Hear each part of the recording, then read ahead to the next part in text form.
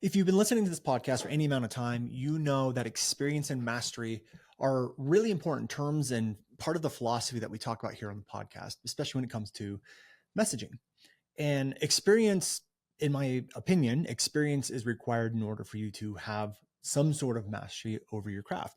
When we have experience, we are able to see things that other people can't see. We see real, actual problems. We can see how people are moving through discovering things. For example, when I have 1,000 students go through the program, I have a lot more data on what's actually working, what's not working, where people are getting hung up, finding new discoveries, and all of that stuff. But what I've also found is that if I only look at that experience with working with our students through my own eyes, I miss a lot. We have a lot of coaches inside of our program that work with our students day in and day out. I rely on them a lot to determine what's working, what's not, where are people getting stuck, where are they not getting stuck. Have you guys found any problems that we can sort of fix, or what kind of messaging are they using, or where are they at with whatever? Have we seen any reoccurring themes going on inside of our students? And so what I thought would be really fun is for this episode is to bring the coaches on, our senior coaches who work with our students day in and day out, to talk about the things that they see. What have they noticed with our students? What have they noticed are working, not working? What have they noticed in the process of messaging and communication and content through all the students we've had? And that's exactly what this episode is a discussion amongst 3 or 4 of our coaches going through what's working, what's not, their discoveries, how our students are moving through the process, and more. So if that's interesting to you, well, keep on listening.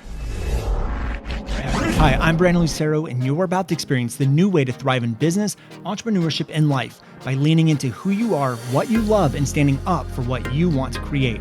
Get ready, because this is where we go against the grain, say no to outdated society norms, and we say yes to change in order to create a happier, more fulfilled world. Welcome to the New Generation Entrepreneur Podcast.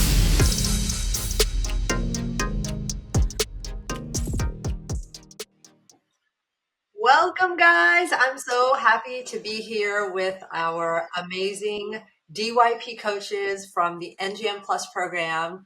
Let's go around and kind of have you guys introduce yourselves. Let us know what you do in your own business, how long you've been a coach for us, and we'll kind of kick it off there. So I'll throw it off to Amanda first. All right. Hi, I am Amanda Clark. I'm a board certified health and wellness coach, and I help women build healthy habits from a self loving and empowering place.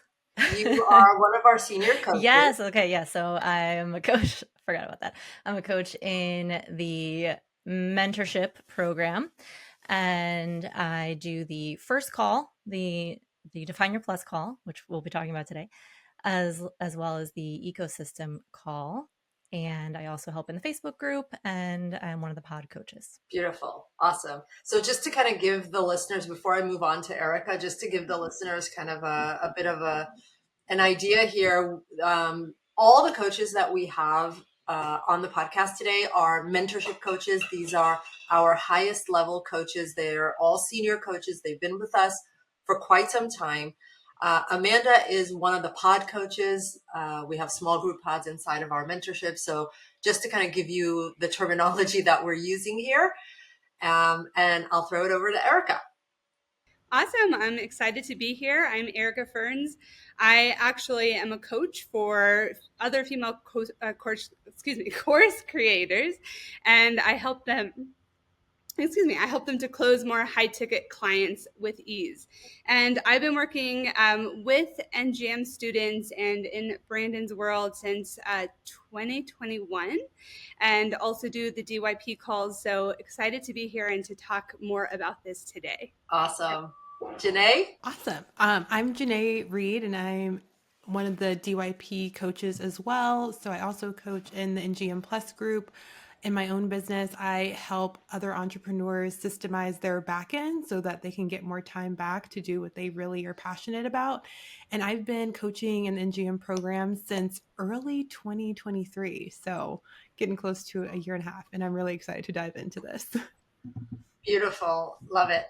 So we've thrown around this acronym DYP a couple times. Let's break down what that means. What is it, what it stands for, and what is it? Erica, I'll throw it over to you first. Yeah, so the DYP is the Define Your Plus. And this is really the foundation of NGM and NGM Plus. It's really understanding what the problems you solve are, what the mistakes that your ideal clients have, the industry norms that they have. And so really just getting a really, really great understanding and grasp of who your ideal client is. And we're having this conversation today because a lot of our students, though they come to us thinking that they know who they serve, when we start diving into this process and really getting down to it, oftentimes it's really, really a struggle for them to identify this and to get really specific on this piece. But again, it's so, so vital, because once you have this, once you understand your plus, which is understanding your ideal client and really the behind the scenes of what their struggles are, what their thoughts are, on a really deep subconscious level, then your messaging becomes really, really easy. And so we do spend a lot of our time with with our students, and helping them to create this. But yeah, again, this tends to be one of the pieces that's the hardest for our students to grasp, but also the most important. Yes, and I want to come back to that point about it being the most important. And I think, this is something that I know Brandon has talked about often on the podcast when it comes to describing people's problems with accuracy and specificity.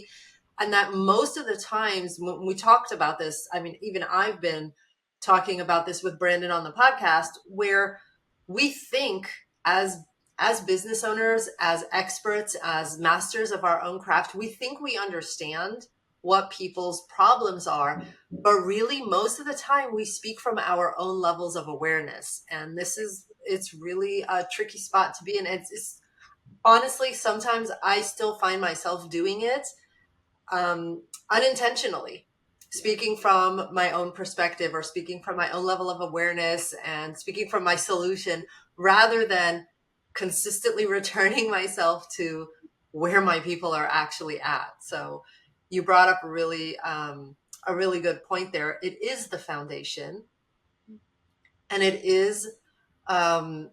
can be hard, but also once you kind of get it, it does make the rest super easy.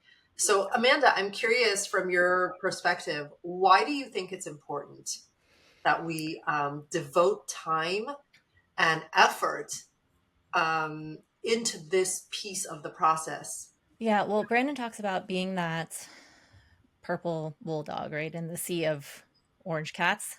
Yeah. And so when the students are able to speak with that specificity around the problem that their avatars are experiencing and the mistakes that they're making, that's how they're able to stand out, because they're getting that, like, oh my God, are you in my head? How do you know that this is what I'm dealing with? And often when students come into the program, their first draft is just very general language. And one of the words that I think we should like outlaw or something, you cannot use the word overwhelm in describing your avatar's problems, because they'll be like, oh, they're overwhelmed, they're exhausted, they're stuck, right? And if we can look at that statement on its own, and I can't tell what you do, what your business is, who you serve, right? That's the problem.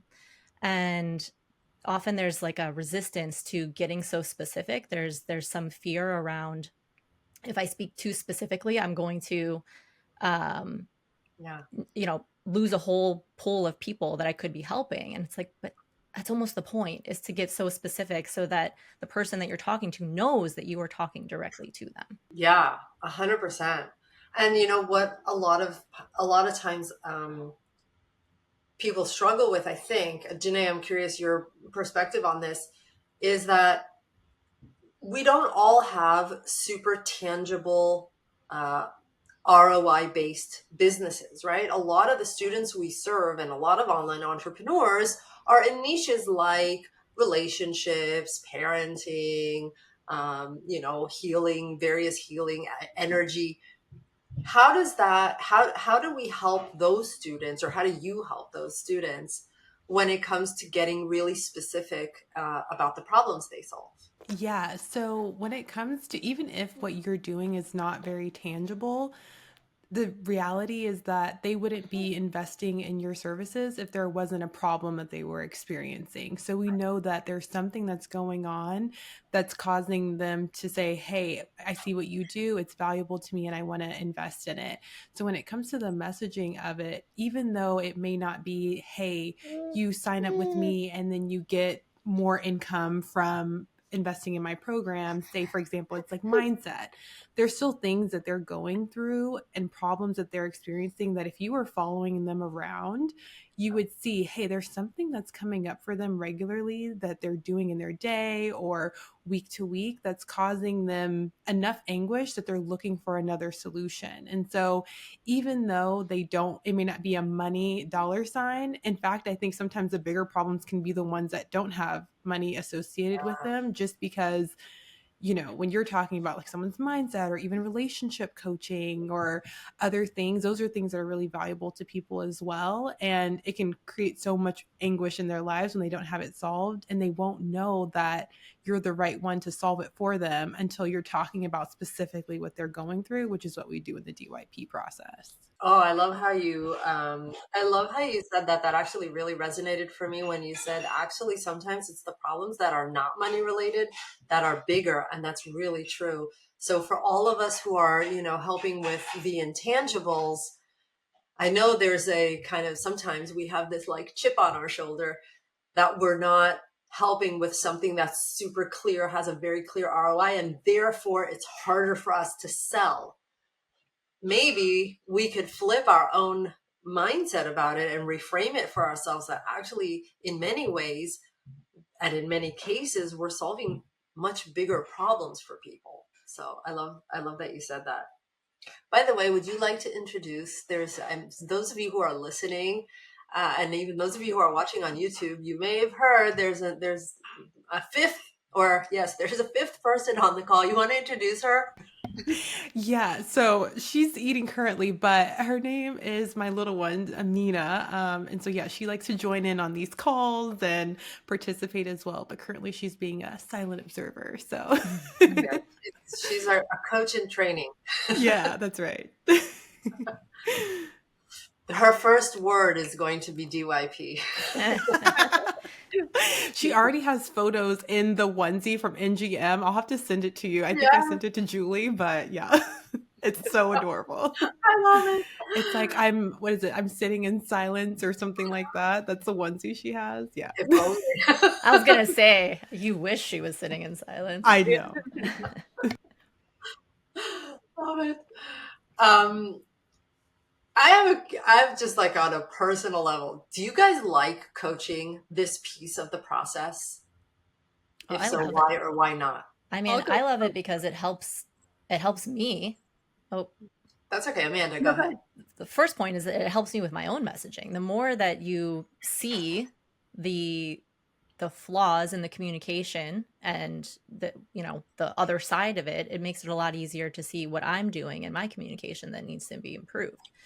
But it's also because as a coach, I want to help people, right? And if I can help the students get this piece nailed, I know that they're going to be able to help more people, right? So it's like that, the trickle effect kind of thing. It's like if we make this part of the messaging strong, then they are going to be more successful. So I love being a part of that process. Love it. Erica? Yes. And I echo what Amanda says, but also I love it because it is oftentimes the most difficult part for them to grasp. And so when we can get them through on that other side and they really get that specificity and they get it, like you said, Rachel, you see a shift in their energy, right? And it's almost like this new fresh motivation and excitement that they have to, like, knowing that they're going to be able to make those changes in people's lives and actually start, what if I'm going to be able to attract more clients, right? Because now they understand from just such a deeper level than they ever did before. And so what I just really love most of it is just, seeing them resist, because it always happens. They always have excuses of like, I can't go deeper, or I can't get more specific, or I don't know what they're feeling, or I don't know what they're thinking, or, all of these different things. But when we can get them to that other side, it is this whole new awareness. And that really is the key of all of it. And you mentioned the awareness before is, most are so educated who come into this program that they are speaking from their level of awareness. But when we can get them to tap into their clients or their ideal clients' level of awareness, that's where the magic happens. And so, yes, 100%, I love this process, and I love being a part of coaching and helping people get through that realization.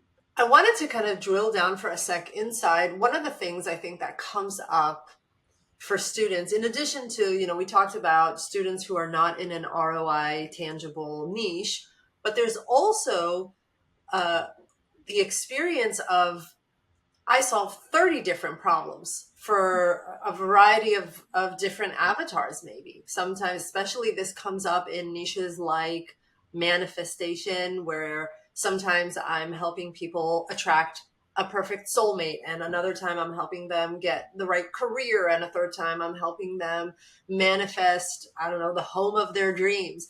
And it seems like the problems I solve for people are so different and so unrelated to one another. And I could list 30 problems. How do you narrow that down? How do you how do you coach someone through that process of understanding what is relevant, what is important, how we can kind of bring it all together into, a concise, perhaps, document? Just jump in, whoever wants to. Okay, I'll go. So if you're starting out with a lot of different problems, first, that's a good thing because you're kind of aware of all the things that you can solve.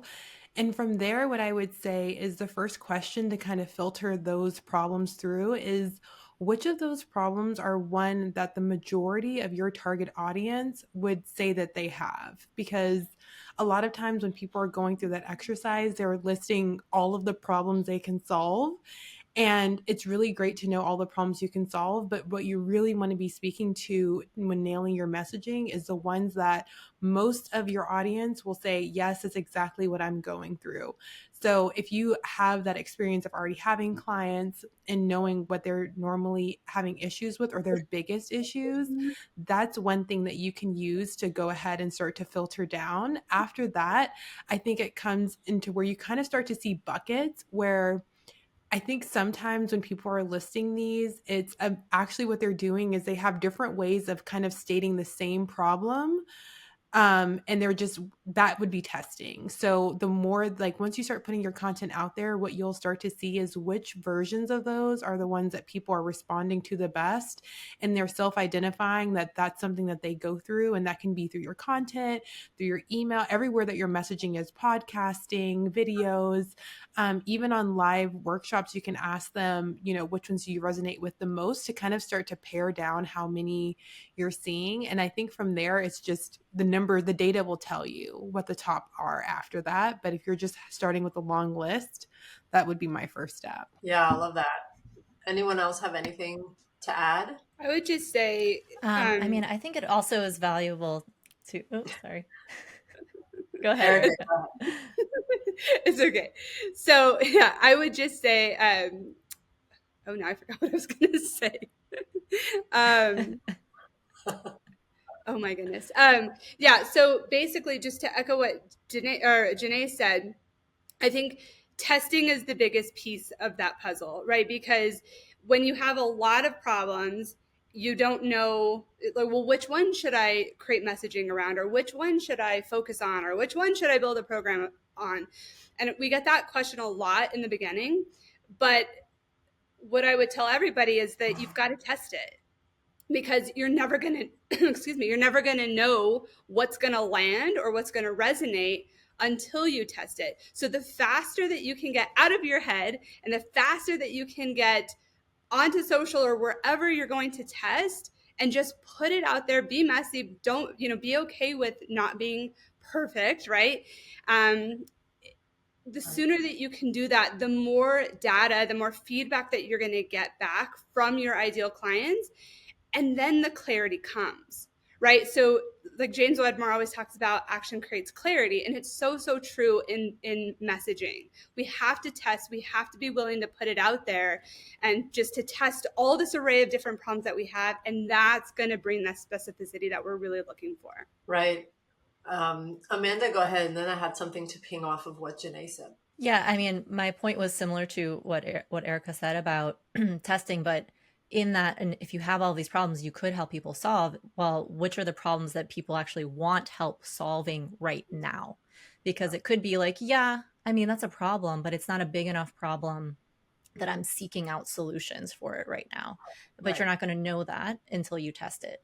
Right. So there's that aspect. And I think it's also valuable to consider what are the problems that you enjoy helping people solve the most. Because, I mean, if you're going to be doing this day to day, then it's like, sure, there are other problems I could help people solve, but they're not things that get me really excited. So, you know, if you have a lot of options of things that you could help people with, like that your solution could help people solve, like what are the ones that get you really excited or that really connect to your deeper purpose? Love that.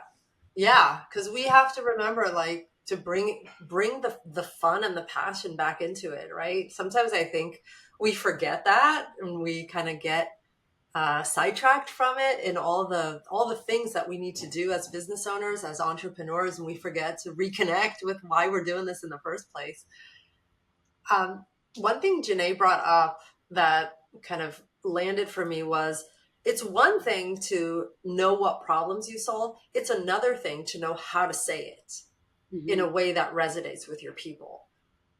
And so we do go through all of these things. Obviously, we help our students through all of these things. We coach and mentor. But I'm curious from your guys' perspective, you know, the DYP process, the Define Your Plus process, we actually don't go super deep into it in our NGM program. It's more of a mentorship thing because we really coach very hands-on with our students through the process. And it can be a lot of work sometimes, or not a lot of work, but we will tell students, you know, you might need to revisit and put in 2, 3, 4 drafts of problems.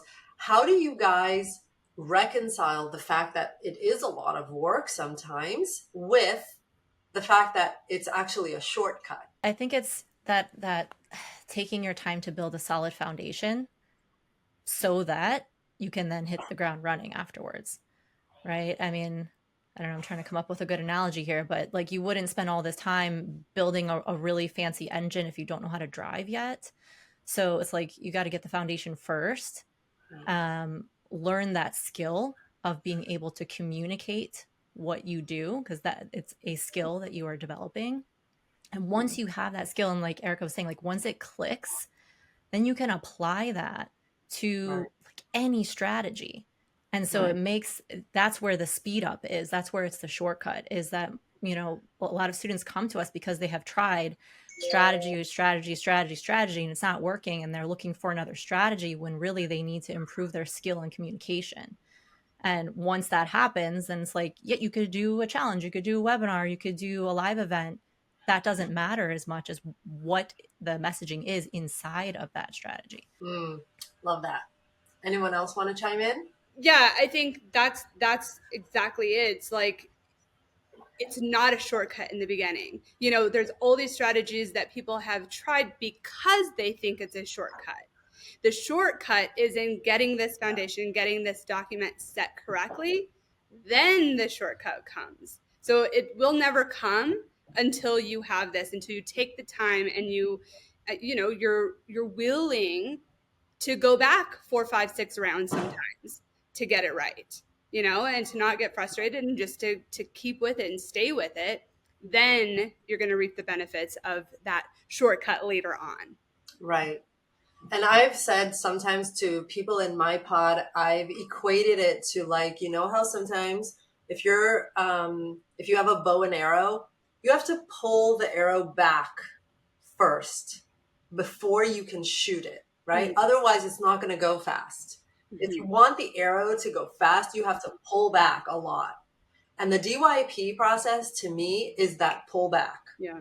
So it's not easy. There's a lot of tension.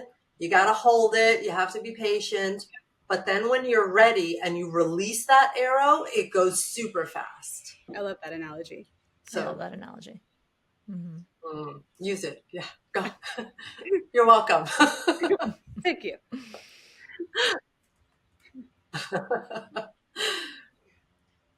So what is a question, or when you find yourselves coaching a student on their Define Your Plus process, maybe we can go, each one of you can give us one question that is helpful that you found helpful to students to help them get how they need to be thinking about the problems they solve. Janae, I'll start with you.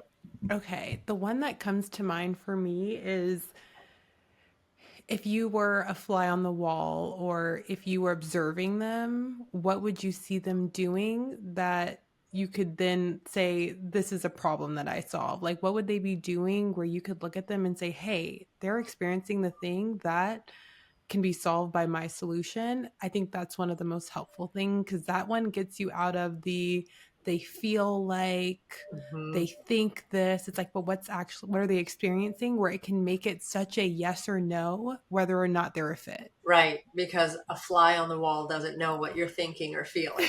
Right. Love it. Erica? Just the question that I do say that a lot, although I'll use the analogy of a video camera. So if you're a video camera following this person around, what would you capture? And then the question I always ask is, whenever they're telling me their problems, I'll always say, is this from your awareness or from theirs? Just to get them to think about it, because oftentimes, actually like 90% plus of the time, when I ask them that question, they can honestly say like, that's from my awareness. So then we go back and then look at the video camera again and say, okay, but really what are they doing? And what is from their awareness right now? And that can really help them to clarify those problems. Love it. Amanda? Yeah, that that third person observer question is a great one that I use a lot. Another one that I think is helpful is like, what's the timeline or the frequency that this becomes a problem? Because sometimes students will make a statement about an experience, an unwanted experience that their avatar has, but without any specificity of, is this happening every day? Is it happening once a month? Is it happening once a year? And so it's being able to decide, you deciding for your audience, like, this is the minimum frequency or period of time. If this has been going on for this long, or if this goes on this often, then it's a problem. Like, if you yell at your kids once a year, maybe that's not considered a problem. If you're yelling at your kids 5 times a day, then you might see that that's a problem, right? And so that being able, when appropriate, having some time-based identifier along with it is helpful. I love that. And then I'll add, sometimes for me, the time is more about, especially when I see a student who is still talking from their awareness, or that is talking about an internal experience, like Janae was saying, that someone feels or someone thinks a certain way, then I'll ask, okay, so if your people are having this internal experience day after day, week after week, month after month, then what happens? Why is that a problem? Why is it a problem that I wake up every morning and promise myself I'm not going to yell at my kids? Yep. Why is that a problem after 2 months, 3 months, a year of promising myself every single day? Now what am I doing that shows me that now this has created a problem for me? Because maybe it's not a problem until there's an actual event outside of me, right? Maybe, so that's a way to kind of help students transition from the internal experience that people have to how does that manifest for them on the outside that a fly on the wall would observe I also ask that question just in a little bit different way. So when we're going through the problems, I'll take it one step further and I'll say, okay, and what is this cause? And then they'll name what that cause is. Mm. Now, what does that cause? And really just to try to get as deep as we can, because again, we know that that subconscious resonance and that subconscious rapport, like that's where that lies, is when we can understand their problems as much or sometimes even as better or even better than they do. Yeah, that's really good. I love that. That's actually such an easy, such an easy kind of pattern to just follow. What does that cause? And what does that cause? And what does that cause? Until you get to Exactly. something that has that kind of granular resolution that's very tangible, very clear, paints a very black and white picture that anybody could understand and that anybody could see themselves in if they are in fact experiencing the problem. Exactly. Yeah. Love that. What is like one piece of advice you want to give to someone? Some of our listeners right now are listening to this and they're working on their own problems they solve for people. And if you've ever listened to any of our episodes about niche, this is the angle through which we niche down. What would be one piece of advice you would want to give people? Amanda, I'll start with you. I think the biggest advice is that the problems that your avatar is experiencing or the mistakes that they are making are not having the solution, right? It's like very often students will phrase the problem or phrase the mistake as like the mistake is you don't have self-awareness, for example. Like that's the solution. The solution is having self-awareness, let's say, or you don't have good time management, or you don't blah, blah, blah. And that right there is the solution. So the problem in itself is not that they don't have the solution. The problem is how it shows up in their life, not having the solution.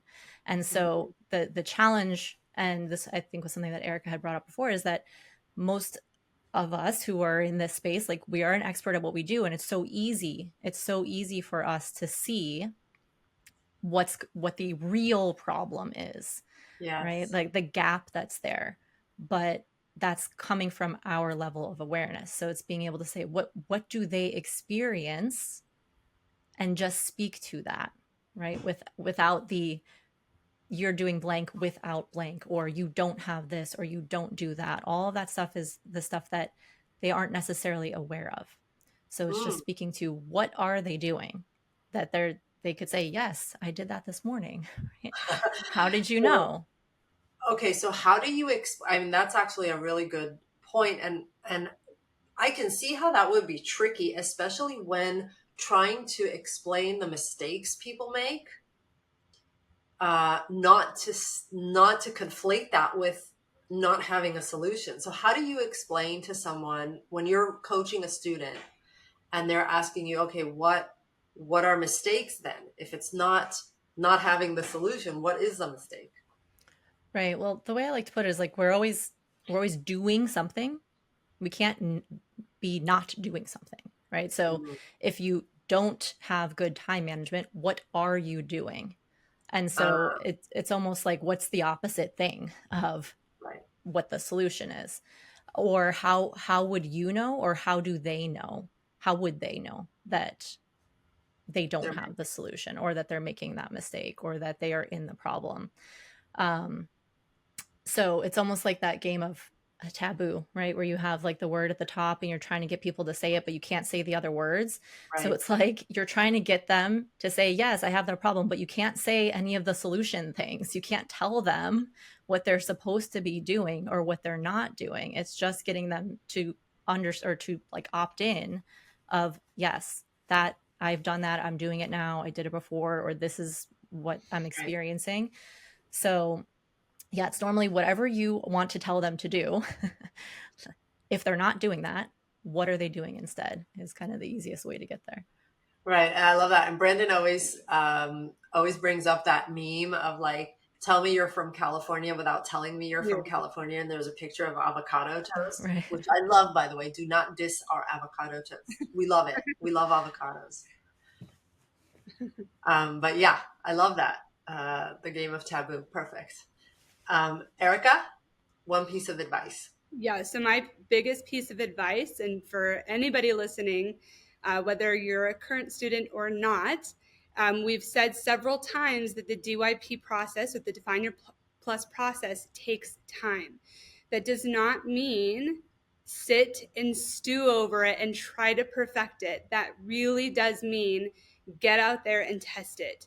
So you have to be willing to test as quickly as possible, because again, if you're going to just commit to, oh, let me rework it and let me work some more and let me rework it some more, and then you go to test it, you're going to be deflated because it's not going to give you the results that you want, and you've taken so much time to put into it. So though we say it takes several drafts, the reality is that your clarity and your specificity is going to come from testing and from the feedback that you're getting from your audience. So do not wait to test. Test as soon as possible. That would be my number one advice. Yes, testing is our biggest mantra. But, and I think to your point, it's just like it's not, don't sit and stew in the process in your own head, go test it, but then also bring back results. Exactly. So we can look at data and make an informed decision on what to change and what to tweak, and then go test again and do it over and over and over. So yeah, we have to be, I think the whole process is so is so interactive and proactive that people sometimes think, oh, I just have to like sit in silence until it comes to me. Yeah. And I'm like, no, go test it. Yeah. Get the data. That'll give you more at this phase of it, rather than, the silence has its place on a onesie, but also in our process, it has a time and place, but also there's a time and place to not sit in silence and actually take action. Yeah. Janae, what would you say is your top advice? Oh, I love the advice that Amanda and Erica gave. So outside of those two, I feel like this is like a given in the process, but I don't know if people always realize it, is that it's okay. Like, even if you've gone through it and you got it really good, specifically for our students, when time is going to pass where your audience is evolving, they're growing, their level of awareness is shifting, and even maybe what you're delivering is shifting. So allow yourself to go back through this process even after it's nailed in, because you don't, like, sometimes we don't realize how much our audience has really shifted in that process, where we're like, oh, it's nailed and it's done. But no, this is a very dynamic, evergreen process where you need to keep coming back to it and take the learnings that you're getting even after you finish testing. When you test and you have a winner, awesome, but keep looking for the next winner. Keep looking for, is there a way that you can say this better? Is there a way that is landing better for them? Because I think when you take that approach to your messaging, it's going to naturally just keep up with the times versus you creating something that maybe it fit for 6 months ago when that's where their awareness level was at. And I think a really good example of this is, like, for example, right now, I know Brandon talks a lot about the holistic psychologist, and even that's so closely tied to like nervous system regulation and a lot of things like that. Right now, people are really aware of that. But if you had created your problems a year, 2 years ago, you may not have been able to use those terms, and because people just didn't know it. And so I think just coming back and refining would be my best, like, be the scientist, like, just be open to experimenting and allow the experiment to guide you. I love that. And I love that you said that, because just literally the words you were saying was my exact experience. I did my own, defined my own plus, and I thought it was great. And Brandon and I did it together, and I was so proud of it, and it was so amazing. And then, and I put it out there and it did great. And as you just mentioned, I evolved, my audience evolved, and I needed to redo it. And honestly, I kept saying to Brandon, like, I don't know what's going on. Like, something is going on. And he's like, well, let's go back to your Define Your Plus. And I was like, oh shoot, I forgot about that. I was kind of conveniently thinking, oh, that's done. But no, it wasn't. But that is the beauty of it, right? Once you've done it and gone through it once, it isn't actually such a heavy lift in future versions, because really it's more of tweaking, right? Because it's not like you're completely changing everything and overhauling the whole thing. It's more finessing and fine tuning. Yeah, If I love could that. add one thing off of what Janae said about being a scientist, I love that and that mindset. And I think a really valuable part of that, embracing being a scientist, is not having emotional attachment to the stuff that you're testing, right? Yes. And like really just embracing it with a sense of curiosity. Like, let's see what happens if I put this out there.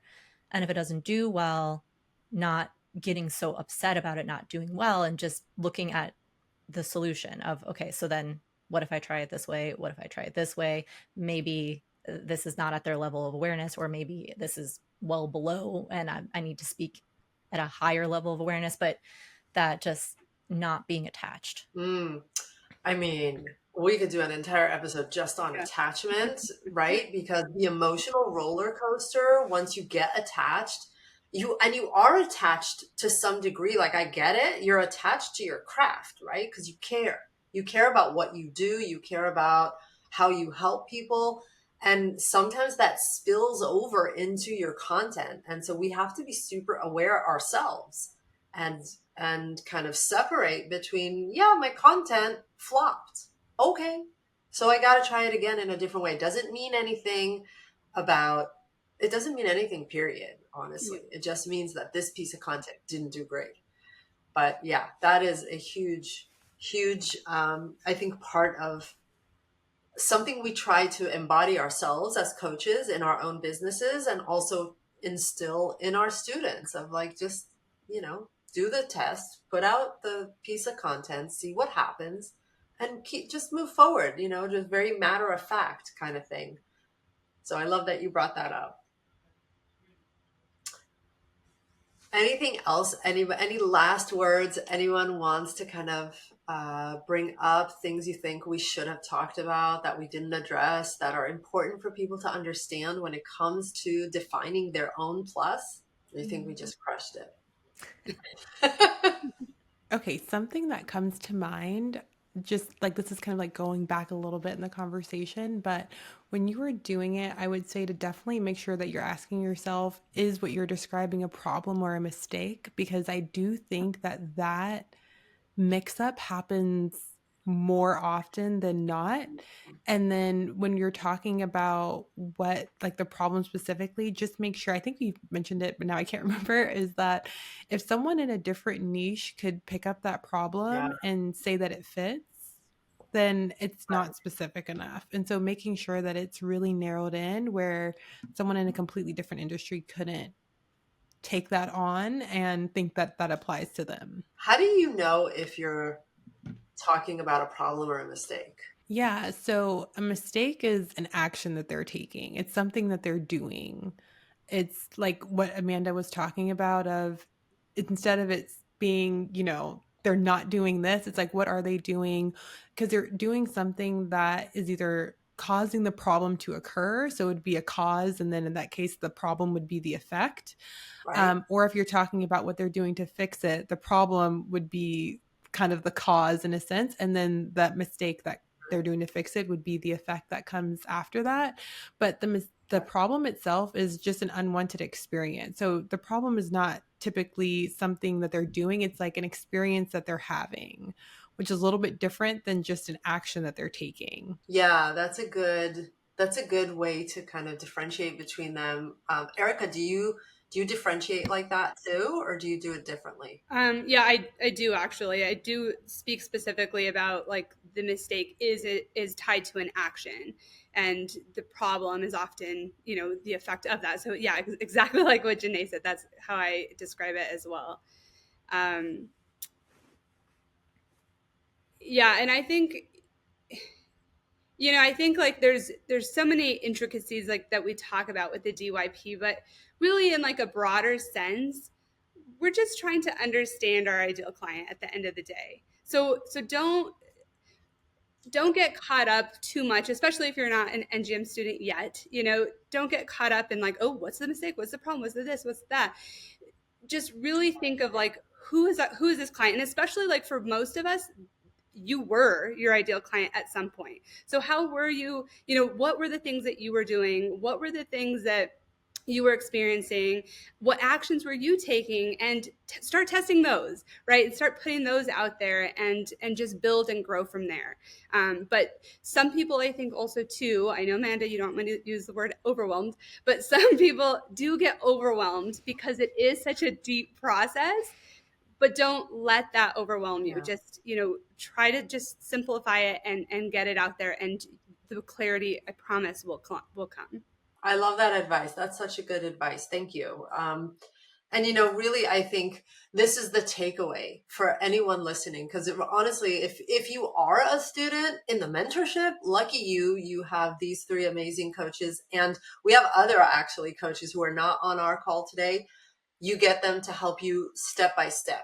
But even if you're not, like, you can start gaining this awareness for yourself. It will, if you just did what we talked about on today's episode, I promise you your messaging will improve. If you simply do the things we just talked about, if you can implement that, I promise your messaging, your engagement, how you resonate with your audience will improve. Like, guaranteed. It simply works. And this doesn't matter what niche you're in, doesn't matter what offer you have, it doesn't matter, none, it doesn't matter what platform you're on. Messaging is about communication. And I know you guys have heard Brandon talk ad nauseum about this on the podcast and in other platforms, but that's really what it comes down to, is simply being really clear with your communication. And at the end of the day, this is how we help people. This is not only how we sell people.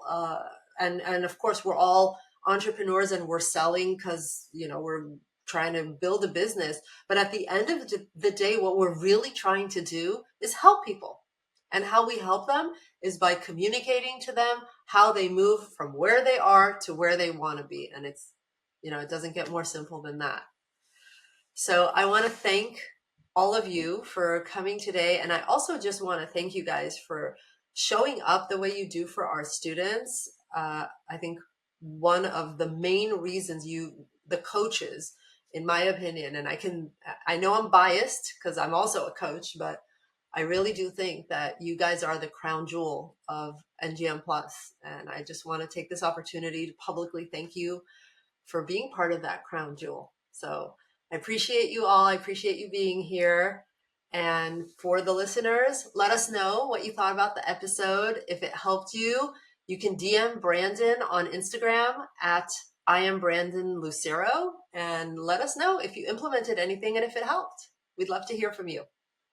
So we'll catch you on another episode of the New Generation Entrepreneur Podcast. See you soon. Hey guys, thank you so much for checking out another episode of the New Generation Entrepreneur Podcast. If you enjoyed this episode, go below, hit the subscribe button, and make sure you click on that bell icon and get notified every time we drop a new episode. Now, if you're looking for the show notes, we have them linked underneath this video, as well as our social media handles and some links to free training and offers that we drop from time to time to help you guys even further. So go check those out if you're interested, and thank you so much for tuning in to the New Generation Entrepreneur Podcast.